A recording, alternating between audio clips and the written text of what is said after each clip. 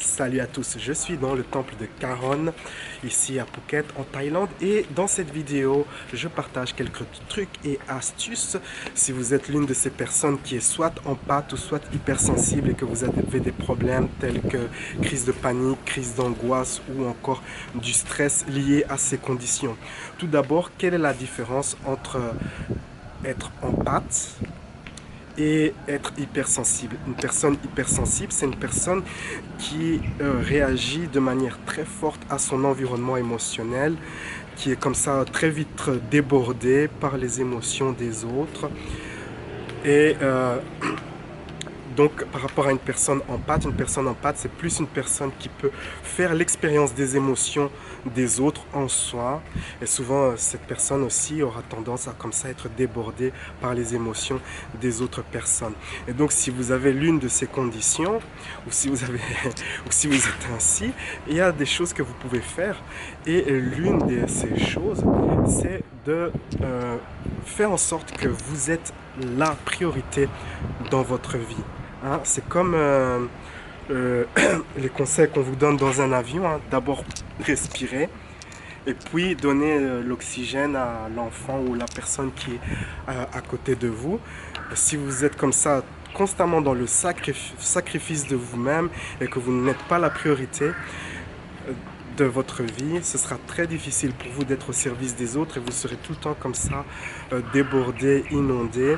Ayez ce courage de dire ok, à partir de maintenant je suis ma priorité, je me donne de l'espace, de l'amour et de l'attention, et une fois que j'ai rempli mes propres besoins, je m'occupe des besoins des autres. Une autre chose à faire également, c'est de vous donner du temps de qualité, du temps qui n'implique pas de s'inquiéter pour les autres personnes, du temps vraiment pour vous-même, où vous faites des activités que vous appréciez, des activités qui vous enrichissent.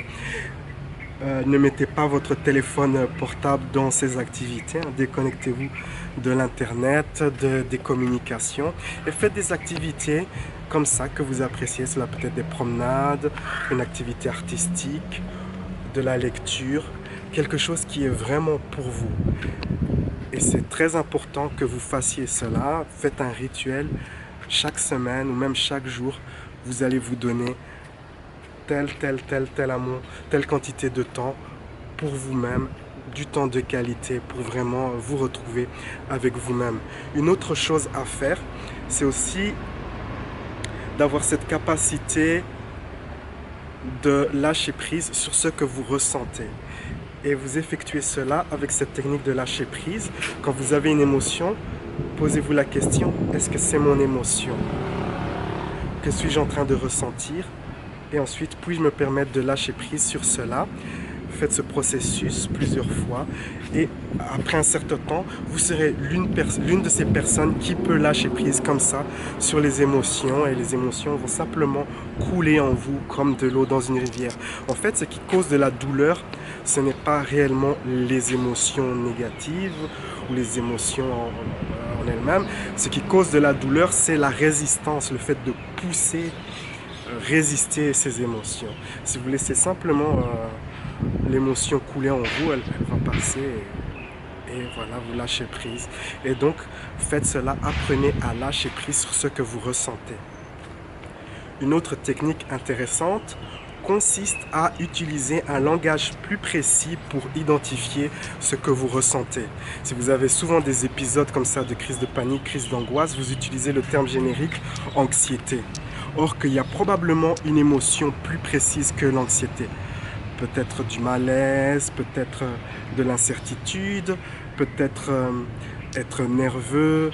Il y a quelque chose qui est plus précis. Et quand vous utilisez un langage qui est plus précis sur ce que vous ressentez, plutôt qu'un terme très intense comme l'anxiété, la panique ou l'angoisse, eh bien vous réduisez la charge énergétique, émotionnelle qui est là-dedans. Car au lieu de votre mental, au lieu de créer une expérience intense d'anxiété, d'angoisse, eh bien vous créez une expérience moindre, basée sur une expérience plus précise.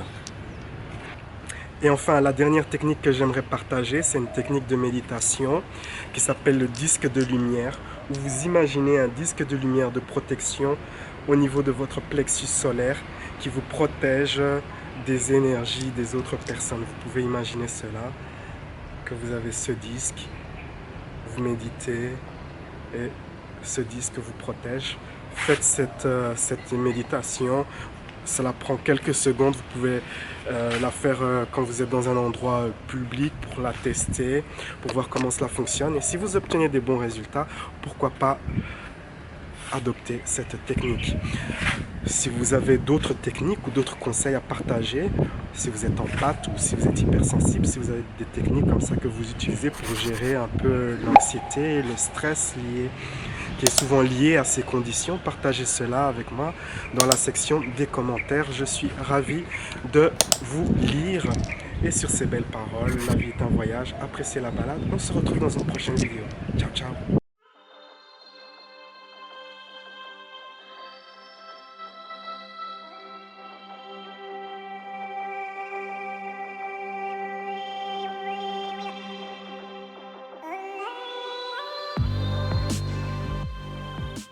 Comment bien démarrer 2019? Quittez la grisaille de l'hiver, prenez une pause pour vous retrouver avec vous-même. Je vous invite à me rejoindre à Phuket, en Thaïlande, pour 3 jours de méditation profonde et avancée, pour créer ensemble une oasis de paix, où je vous assisterai à développer votre niveau d'énergie et de conscience.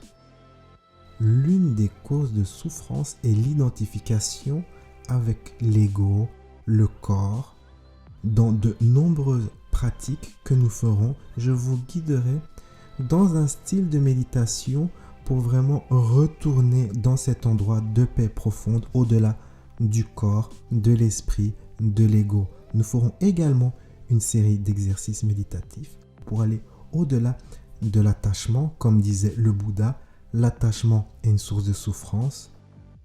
Il est possible de réduire ce sens d'attachement, cette source de souffrance, simplement en apprenant à se donner les choses qu'on désire du monde extérieur, l'amour, le sens d'avoir de la valeur, l'appréciation de soi, le sens d'être complet et entier. Vous pouvez vous donner tout cela à vous-même et une fois que vous avez cela devient votre énergie, votre vibration de base. Vous irradiez cela et vous attirez encore plus de ces choses dans votre vie.